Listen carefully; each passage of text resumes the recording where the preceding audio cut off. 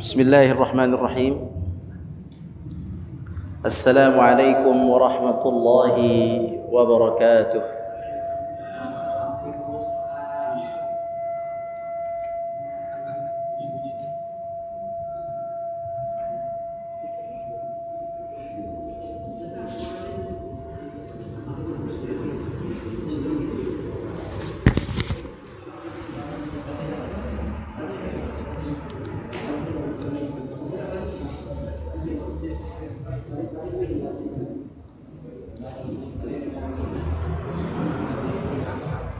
Bismillahirrahmanirrahim. Assalamualaikum warahmatullahi wabarakatuh. Innal hamdalillah nahmaduhu wa nasta'inuhu wa nastaghfiruh wa na'udzu billahi min shururi anfusina wa min sayyiati a'malina.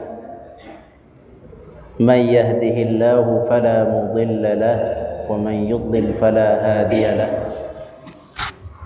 أشهد أن لا إله إلا الله وحده لا شريك له وأشهد أن محمدا عبده ورسوله لا نبي بعده اللهم صل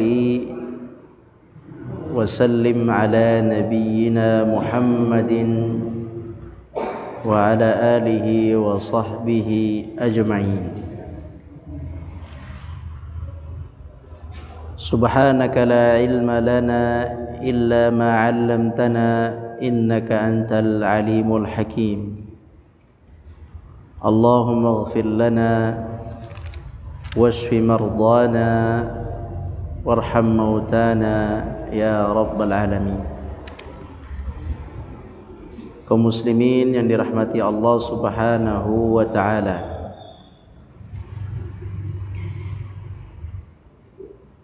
Pada kesempatan yang berbahagia ini kita pertama-tama panjatkan puja dan puji syukur kita kepada Allah Subhanahu wa taala atas nikmat Allah Azza wa Jalla dan rahmat Allah Subhanahu wa taala.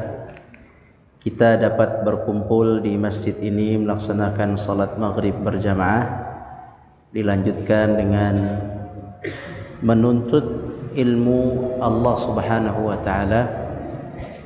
Semoga Allah Subhanahu wa taala mengajarkan kita ilmu yang bermanfaat, dan semoga Allah Subhanahu wa taala memberikan kita taufiknya untuk mengamalkan apa yang telah Allah ajarkan kepada kita. Amin ya rabbal alamin.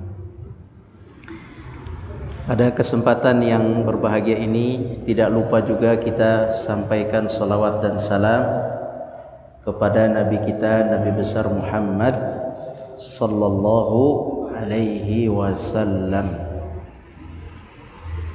Kaum muslimin yang dirahmati Allah Subhanahu wa taala, tema kita hari ini masih mengenai wudu.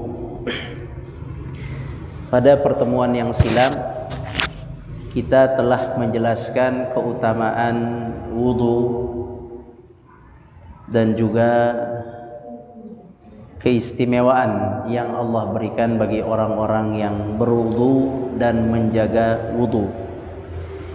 Pada pertemuan ini kita insyaallah akan membahas mengenai fardu wudu atau rukun wudu. Rukun wudu. Pada makalah atau artikel yang ada di hadapan kaum muslimin sekalian, itu adalah ringkasan dari buku fikih sunnah yang kita jadikan panduan dalam pelajaran kita. Jadi bisa sambil membaca yang ada di makalah tersebut. Bismillahirrahmanirrahim. Kita mulai. Rukun wudu. Rukun artinya sesuatu yang wajib. rukun-rukun wudu atau yang wajib dalam masalah wudu, yaitu wudu mempunyai fardu atau rukun, di mana seandainya salah satu dari rukun tersebut tertinggal, maka tiadalah wudu tersebut dianggap sah. Maka apa saja rukunnya? Yang pertama, rukun atau fardu pertama dari wudu adalah niat. Niat, apa itu niat? Niat maksudnya ialah kemauan yang tertuju terhadap perbuatan demi mengharapkan ridha Allah dan mematuhi peraturannya. Niat ini merupakan perbuatan hati yang tidak ada sangkut pautnya dengan lisan. Jadi kita berniat di dalam hati tanpa perlu mengucapkan dengan lisan. Niatnya wudu, niat saja wudu mengangkat hadas kecil, selesai. Bahkan seandainya kita sekarang ini batal buang angin, kemudian kita berdiri ingin ke toilet, bergerak kita ingin berwudu ke toilet, itu sudah cukup dianggap niat. Karena kalau nggak mau wudu nggak bakal ke toilet. Kalau tidak mau wudu nggak akan ke belakang, dia duduk saja di sini. Tapi karena dia sudah niat mau mensucikan lagi, maka dia berdiri. Gerakan dia berdiri itu sudah dianggap sebuah niat, karena niat itu adalah sesuatu yang menggerakkan anggota tubuh. Dia ada di mana? Di hati. Ketika bergerak anggota tubuh kita, tadi maghrib azan, kaki kita melangkah keluar rumah menuju masjid, maka sudah pasti niatnya di situ mau sholat maghrib, bukan mau bersih-bersih masjid karena lagi azan maghrib. Nanti kalau sebelum Jumat jam 10 ke masjid, itu baru niatnya mau bersih-bersih masjid. Tapi kalau sudah masuk waktu Jumat, orang ke masjid pasti niatnya mau sholat Jumat. Maka niat itu cukup berada di dalam hati. Itu asal usul niat di dalam hati. Baik, apa dalilnya kita perlu berniat? Jadi nggak usah repot masalah niat ya. Dalilnya kita harus berniat, kata Rasulullah SAW, innamal a'malu binniyat wa innama likulli imri'in ma nawa. Rasulullah bersabda, semua perbuatan itu adalah dengan niat, dan setiap manusia akan mendapat pahala atau ganjaran sesuai dengan niatnya, sesuai apa yang diniatkannya. Maka kita yang pertama berniat. Yang kedua, fardu kedua adalah membasuh muka 1 kali. Berapa kali? 1 kali fardu. Yang kedua sunnah, yang ketiga sunnah. Sekali lagi, membasuh muka 1 kali. Apa maknanya membasuh? Membasuh artinya mengalirkan air. Membasuh artinya mengalirkan air.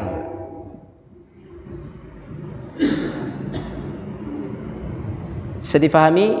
Nanti ada istilah membasuh, ada istilah mengusap. Membasuh apa membasuh? Mengalirkan air. Nanti kita praktek. Batas muka itu adalah panjangnya, panjang muka itu dari puncak kening. Berarti dari sini sudah Anda jelaskan, dari sini. Dari tempat ujung muncul rambut, baik orang itu rambutnya sehat atau rambutnya sudah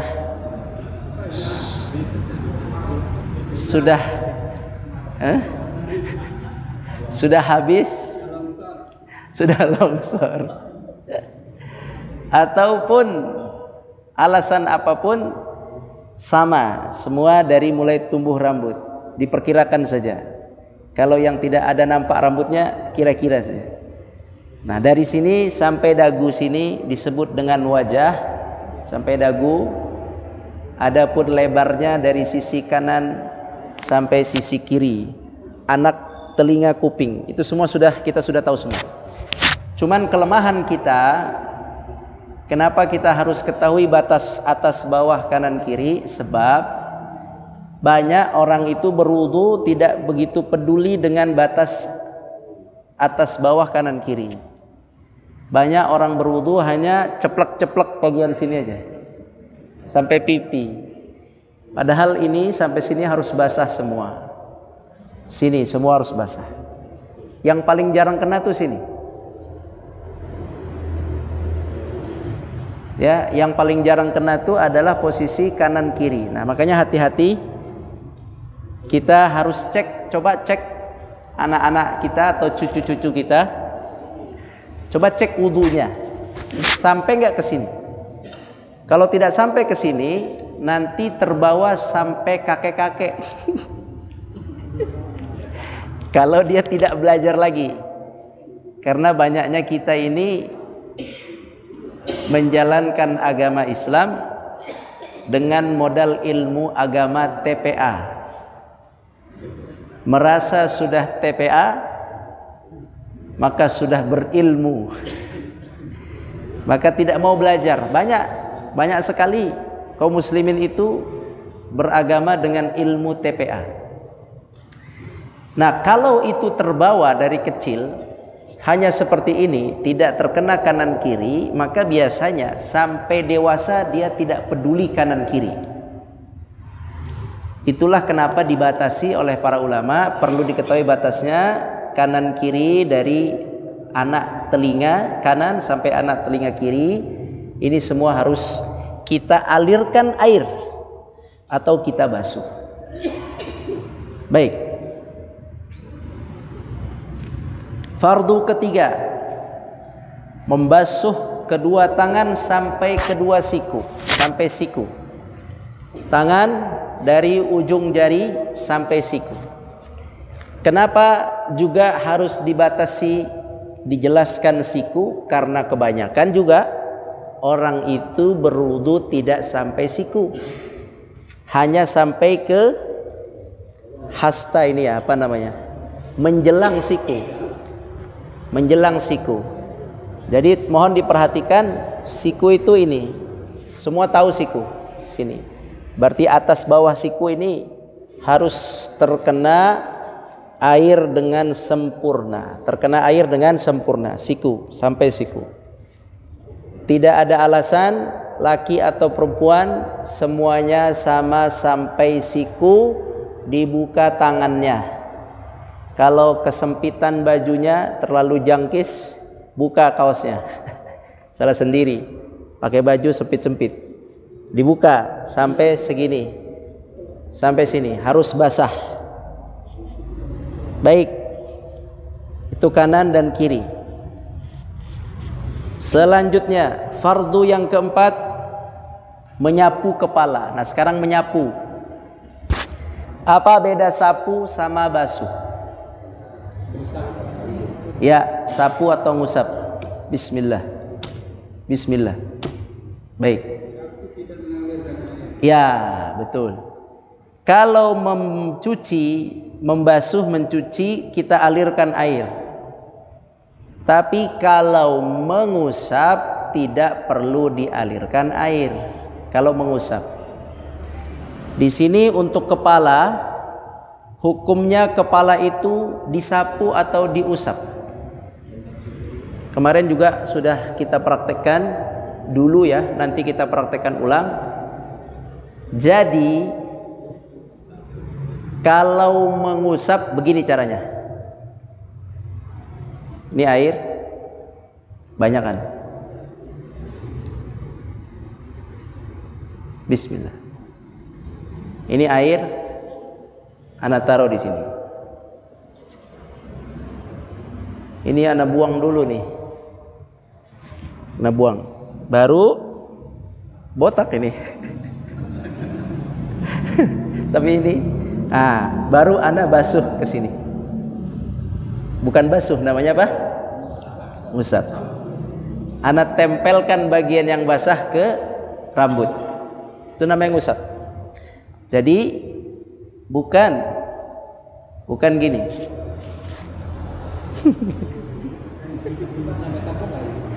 Kalau nanti cara ngusapnya nanti. Kalau gini nih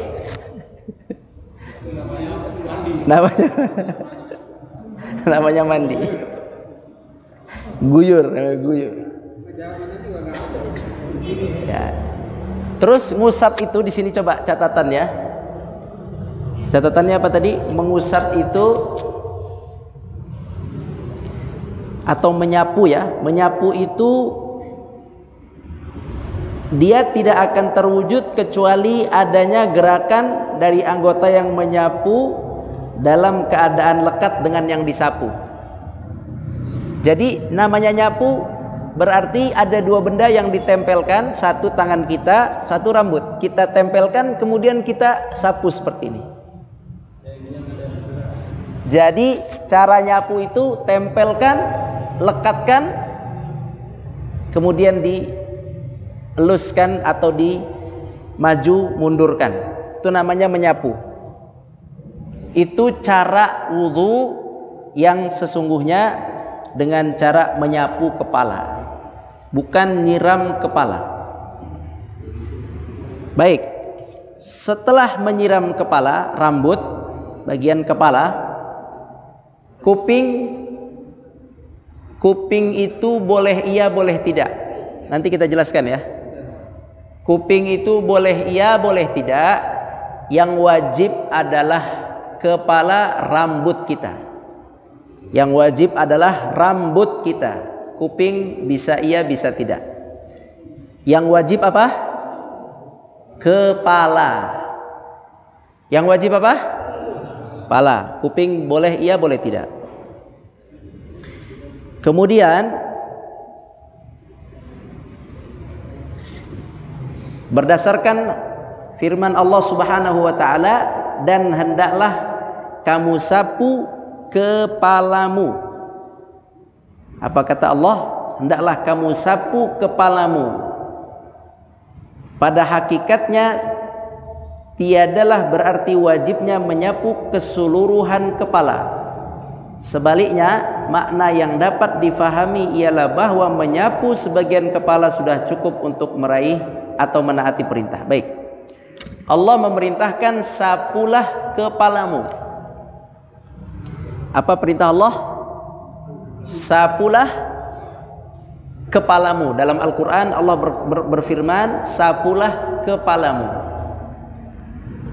Firman Allah sapulah kepalamu menjadi dalil bahwa di situ tidak ada kata seluruh. Ada nggak kata seluruh? Tidak ada. Lihat ayat Al-Quran. Coba di halaman 2, dibalik. Halaman 2. Halaman 2 sebelum terakhir. Ya ayyuhalladzina amanu. Ada ya? Al-Quran halaman 2 paling bawah, ayat dari bawah kedua sebelum terakhir.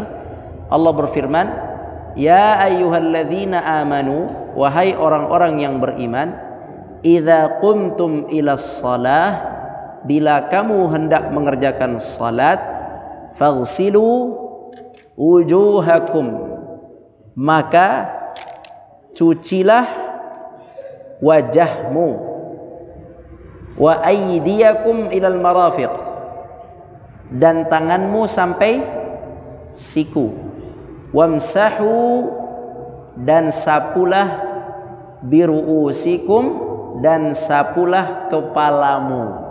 Tidak ada perintah seluruh kepalamu, sehingga sebagian pun bisa dianggap sah menyapu sebagian bisa dianggap sah.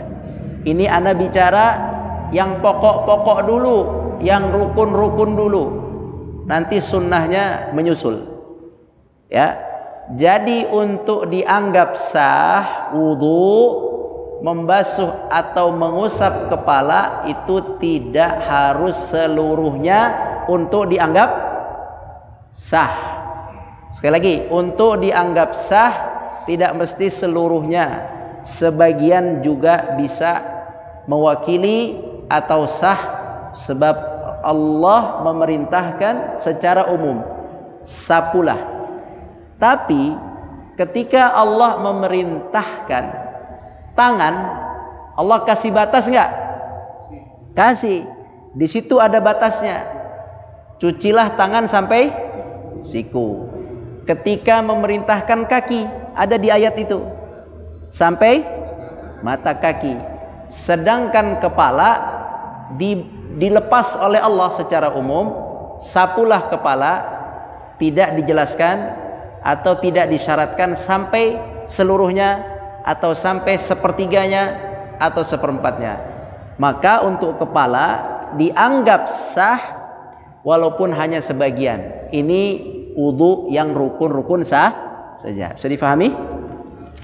Sekarang di sini dijelaskan tata cara menyapu kepala yang berdasarkan hadis Nabi sallallahu alaihi wasallam. Cara menyapu kepala yang pertama, Nabi sallallahu alaihi wasallam menyapu kepalanya dengan kedua tangannya. Kemudian ditarik dari depan ke belakang. Ini yang kita pelajari sebelumnya. Ditarik dari depan. Ini udah dibasahin ya. Sudah dibasahi. Tarik dari depan. Kemudian ke belakang. Sampai ke bagian punuk-punuk. Tahu punuk nih? Apa namanya nih? Ya, sampai sini. Kemudian dibawanya kembali ke tempat semula di depan sini. Gini. Ini yang cara pertama. Satu, tarik, balikkan. Tarik, balikkan. Tarik, balikkan. Itu cara yang pertama. Sudah? Jelas ya? Coba. 1, 2, 3. Tarik ke belakang. Kemudian dikembalikan ke depan. Cara yang kedua, Nabi menyapu pada serban. Serbannya saja yang pakai pembalut kepala. Yang pakai pembalut kepala. Ya, kan ada tuh pembalut kepala. Nah, berdasarkan hadis Nabi dari Umayyah, dari Amr bin Umayyah, saya melihat Rasulullah SAW menyapu serban dan kedua sepatunya. Menyapu serban. Nyapu serban. Berarti kalau yang serban, berarti apa kalau serban? Kainnya. Ini jadi dalil buat ibu-ibu. Ibu-ibu kalau pakai kerudung, boleh ibu-ibu kerudungnya aja diginiin. Mana kerudung? Nih, misalnya ini. Misal ini. Jadi ininya nih disapu seperti ini, kemudian selesai. Tidak perlu begini.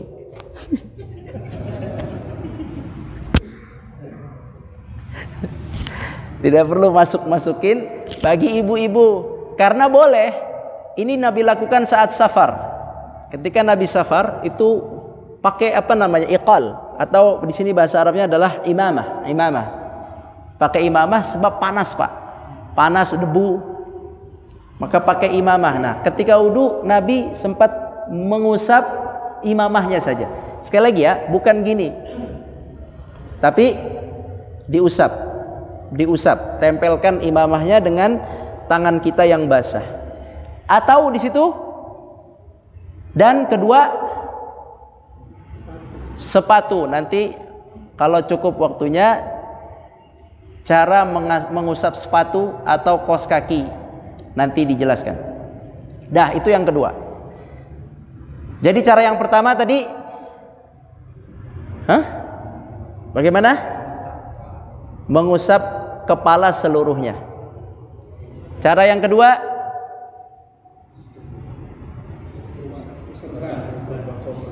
ya, kalau pakai sorban yang diikat, sorbannya yang dielap, bukan dibasahin, diapain? Diusap. Enggak, peci enggak. Peci enggak. Dia imamah yang mengikat, peci enggak. Imamah yang mengikat. Tamam? Berarti kalau perempuan, iya, karena perempuan mengikat, ibu-ibu mengikat.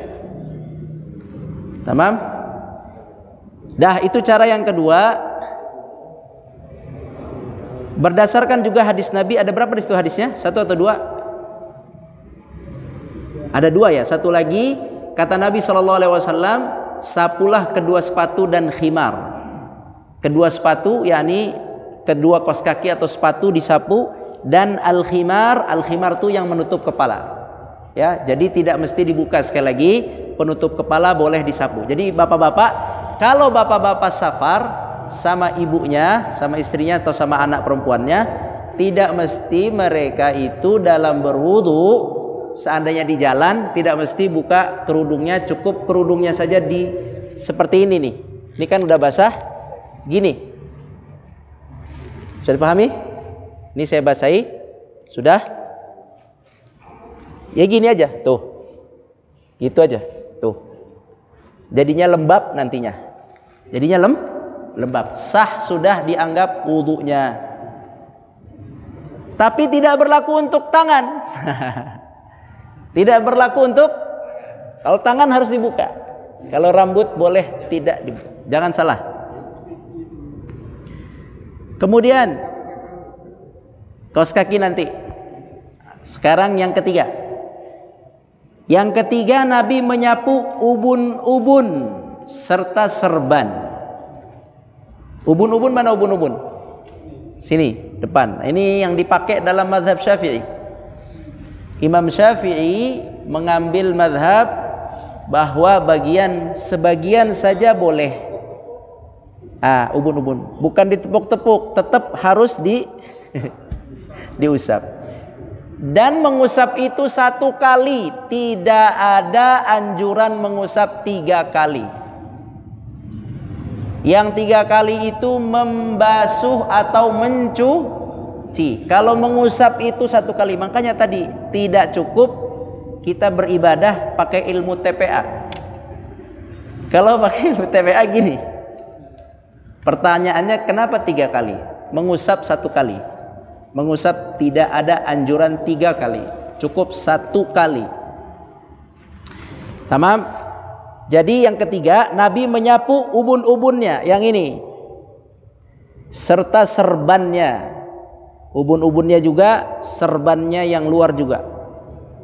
Dimasukin tangannya ke ubun-ubun, kemudian juga serban atasnya.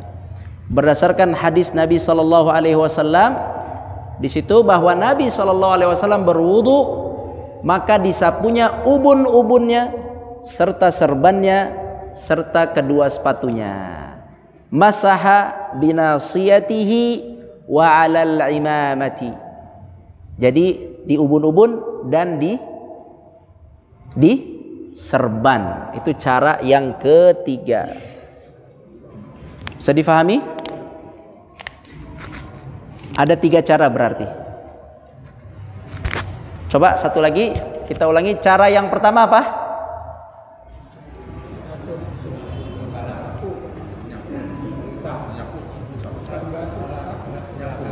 Disapu dari depan sampai belakang, tarik lagi. Cara kedua, penutup kepalanya yang disapu. Cara ketiga, masukkan tangan ke ubun-ubun dan juga ditambah dengan serbannya. Tamam? Baik. Itu 3 cara yang diajarkan Nabi SAW. Fardu yang kelima adalah membasuh kedua kaki. sampai ke mata kaki. Sampai ke mata kaki. Sebagaimana sabda Nabi sallallahu alaihi wasallam, di sini dikisahkan Nabi pernah tertinggal dari kami dalam sebuah perjalanan. Kemudian ia menyusul kami, sedangkan waktu asar sudah sempit. Kami pun segera berwudu dan membasuh kaki kami. Nabi pun berseru dengan suara yang keras 2 atau 3 kali, celakalah mata kaki yang tidak dicuci karena akan masuk api neraka. Jadi kalau kaki harus sampai mata kaki. Nabi memberikan ancaman bagi yang tidak membasuh mata kakinya. Fardu yang keenam adalah tertib. Apa? Tertib sesuai urutan. Wajah dulu, tangan, terus kepala, kaki. Sekarang coba lihat di situ masalah cara membasuh, cara mengusap yang B dan C. Cara mengusap yang B dan C, di situ ada mengusap kedua sepatu. Betul nggak? Betul nggak? Hadisnya begitu ya. Ada 2 hadis. Nabi mengatakan atau Nabi melakukan mengusap sepatu. Gimana cara mengusap sepatu? Nih, buat bapak-bapak yang sering kerja. Ini aneh bawa kaos kaki nih. Ini kaos kaki baru ya. Jadi, kalau bapak-bapak atau ibu-ibu, ini aneh udah wudu nih. Bapak ibu sudah wudu, kemudian pakai kaos kaki, kerja. Sudah wudu belum? Sudah wudu belum tadi? Udah ini. Sudah wudu belum? Sudah. Anda pakai kaos kaki. Ini lagi sudah wudu, kita pakai kaos kaki. Ini besok harus praktek nih. Kuliahnya pindah ke belakang ini. Gak apa-apa, besok kita praktek. Wudu itu, Bapak Ibu sekalian catat, wudu itu yang benar pakai 1 tangan saja, bukan 2. Nanti kita bahas dalam sunnah-sunnah wudu. Wudu itu yang benar 1 tangan saja. Sekali lagi, wudu itu yang benar 1 tangan saja, berdasarkan hadis Nabi sallallahu alaihi wasallam. Anna Nabiyya sallallahu alaihi wasallam tamatmada wastansyaqa min kaffin wahid. Nabi itu berkumur dan juga memasukkan air ke hidung dengan 1 tangan. Jadi yang sahih, yang benar sesuai yang diajarkan Nabi, wudu itu dengan 1 telapak tangan, bukan dengan 2 telapak tangan. Itu yang benar. Baik. Ana udah wudu nih. 5 menit lagi. Ana wudu di sini ya. Ana udah wudu. Misalnya ana tawaf perempuan, tawaf kemudian batal. Kalau batal repot cari kamar mandi. Kita wudu atau nggak usah tawaf lah. Ana safar di mobil kemudian mampir ke masjid. Ana mau sholat di masjid. Ana mau cepet, mau ambil wudu cepet. Misal, Ana tadi udah wudu, berangkat udah wudu, nih kaos kaki dipakai sudah wudu ya. Terus batal karena tidur di mobil, batal. Ana mau wudu lagi. Maka cara wudunya adalah 1 tangan kanan kita tuang aja seperti ini. Seperti ini. Tuang, kemudian kita alirkan ke muka kita, gini. Semua. Ya, diratakan. Seperti itu. Kalau ada jenggot di celah-celah gini. Oke. Sudah. Itu ke satu basuhan cukup, nggak perlu 3 kali. Sudah? Yang kedua apa? Tangan. Ini harusnya praktek ini. Nanti harus praktek. Ini tangan. Ini kita tuang seperti ini. Nah, ini kita jatuhkan saja airnya seperti ini. Kita terima dengan tangan kiri. Kita jatuhkan, langsung kita terima dengan tangan kiri. Kita ratakan airnya ke sini. Tamam? Gak usah kumur-kumur, karena ini yang wajib dulu ya. Kumur-kumur nggak ada tempat buang ya.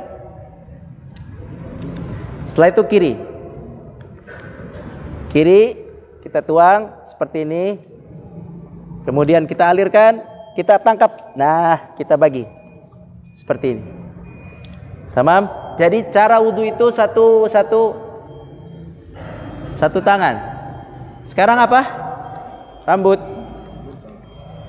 Dah. Gini.